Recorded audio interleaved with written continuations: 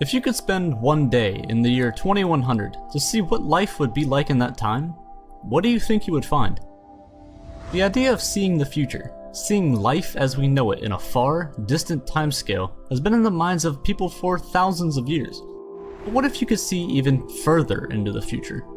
1,000, 10,000, a million, even a billion years into the future. What do you think the universe would look like? What events would occur in these vast timescales? What will we miss?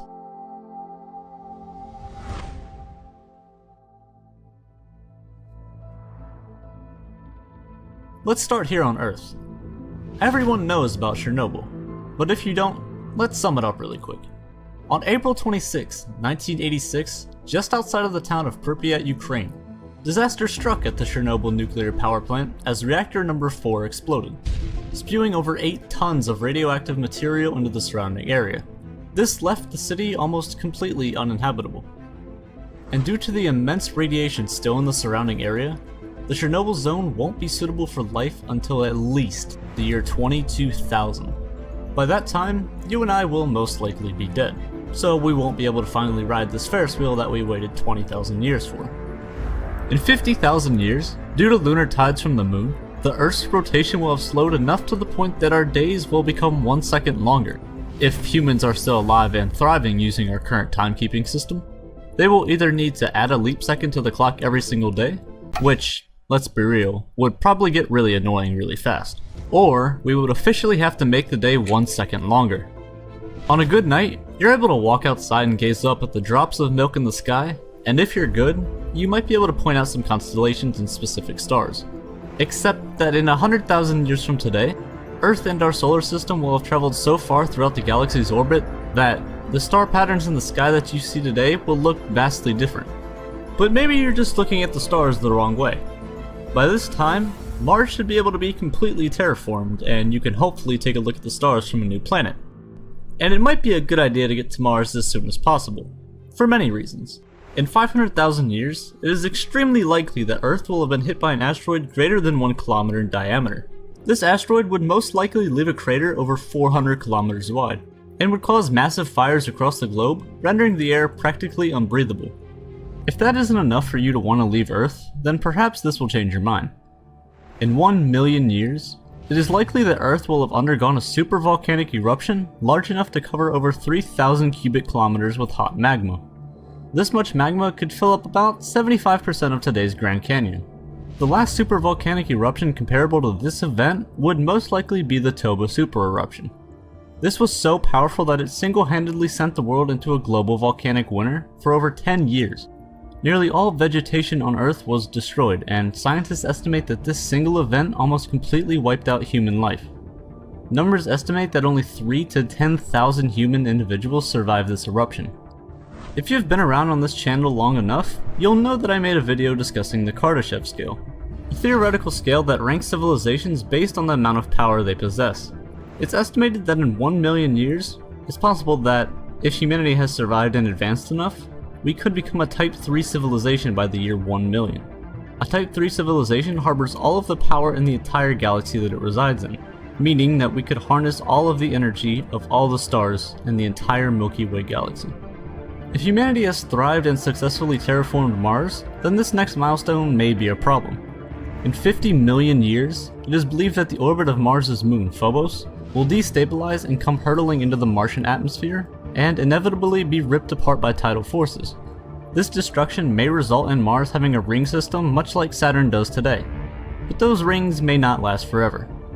Saturn and its moons have quite the strong gravitational pull, so in about 100 million years, it's quite possible that all the rock and debris that form Saturn's rings may be pulled in or ejected from the system, leaving Saturn without its iconic rings. In 240 million years, from our current position, our solar system will have completed about 1 entire orbit around the Milky Way's galactic center, which is quite crazy to think about. For perspective, dinosaurs first stepped foot on the planet, which was at the time a supercontinent called Pangaea, about 240 million years ago, or coincidentally, 1 galactic orbit ago. Speaking of supercontinents, in 250 million years, all of Earth's land will most likely join together to become a brand new supercontinent. Pangaea Ultima, and this is what scientists estimate the planet's continent will look like. Pangaea Ultima is estimated to remain whole until the year 500 million, during which life on Earth may face another extinction event. When stars die, they explode their stellar guts across the universe in what is known as a supernova. Supernovas tend to eject insanely large beams of radiation known as gamma ray bursts, or GRBs. Gamma ray bursts are known to be some of the brightest and hottest events to occur in the entire universe. Our sun emits 3.86 times 10 to the 26 watts of energy every second, and has been doing so for the past 4.75 billion years. A gamma ray burst emits more energy in 30 seconds than our sun will emit in its entire 10 billion year lifetime. By the year 500 million, it is extremely likely that a GRB will occur within 6,500 light years of Earth, and a gamma ray burst from 6,500 light years away could destroy up to half of the Earth's ozone layer in one simple 30-second long beam. On top of that, mass extinction among sea and land animals would ensue, along with mass starvation. And this is the start of the end for our dearly beloved blue marble. If there is still life on Earth in 800 million years, it ends now. By this point, CO2 levels on Earth will fall to a point where photosynthesis is no longer possible. Without photosynthesis, there is no more oxygen being made. No more oxygen, no more multicellular life. And thus, Earth is left as it was 4 billion years ago. A barren wasteland with no life whatsoever. But there may be life on other planets by this time. In 1977, NASA launched 2 satellites, Voyager 1 and 2, on trajectories that will take them outside of our solar system, into interstellar space. Both satellites carried identical golden records. Each record is encased in a protective aluminum jacket, together with a cartridge and needle for playing it. Instructions, in symbolic fashion, explain where the spacecraft came from in the solar system, as well as instructions on how to play the record. The record contains 115 images from Earth, along with greetings in 55 languages, sounds from Earth, and even music from the era when Voyager was launched. And out of the 27 songs on the golden record, one of the most iconic and inspiring songs is track 26. Dark Was the Night by Blind Willie Johnson. Johnson was diagnosed with a disability and blinded at a young age. His music sold very well, and he was fairly popular in his time. But despite this, he had very little wealth. His life was poorly documented, and this is in fact the only known image of Blind Willie himself. But track 26, Dark Was the Night, carries the weight of the entire human species on a long, dark journey into the abyss of space.